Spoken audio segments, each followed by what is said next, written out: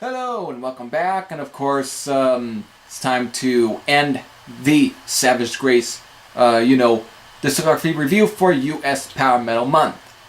And of course, their last release would end up being a EP, and which is kind of ironic how they, their first release is a EP, and their last release is an EP.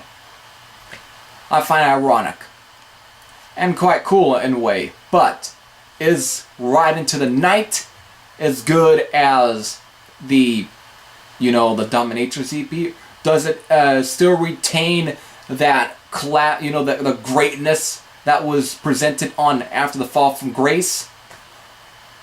We'll see. We'll definitely see. Of course, this was released through Flame Trader. And Flame Trader are definitely an obscure record label, but most notable for having Blood Feast, releasing Chopping Block Blues. But this isn't about a thrash band. It's about a US power metal band, Savage Grace. Released in 1987, this is a 4-track EP.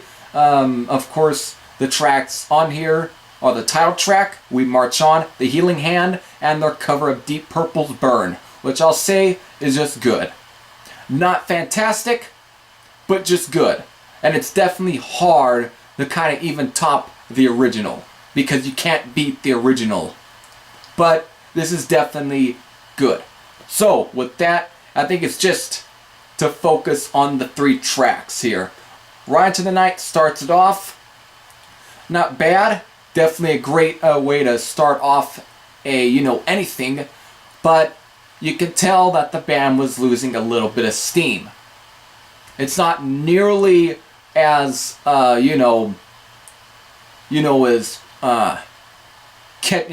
doesn't stick to you as much as glue like After the Fall from Grace. There's not really a whole lot of the magic that was presented on that album. Still good, but you can tell they're losing a bit of steam. Not a bad track though. So, We March On. Of course, is the second track. Definitely, of course, even though they're continuing the sound that was presented on that album, but it's just, again, still might be a little better, but at times it still feels rather weak. Still not a bad track, though. Of course, Chris Lowe throughout this he's got a great voice, though. Still, he's maybe a little better on this album. I mean, EP. Whatever, but writing, not as much. But let's get into The Healing Hand. This is pretty much them trying to remake Tales of Mystery. This is pretty much Tales of Mystery Part 2, but it's not nearly as memorable or as catchy as Tales of Mystery. This is kind of the thing with most bands. The minute they hit, they strike gold with something, they try and remake that.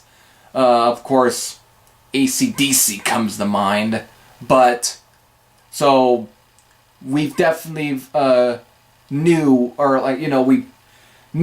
with bands that try to remake, that they do not always strike gold second time they do it.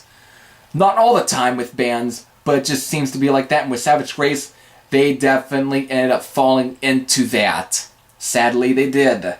It's still a good song, but it's just not nearly as memorable as Tales of Mystery. It doesn't hold the same magic that track did.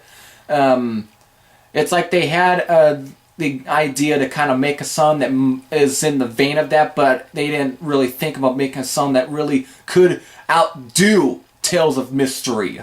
It's just kind of a weak version of it. Still not bad, but just good. That's all that needs to be said.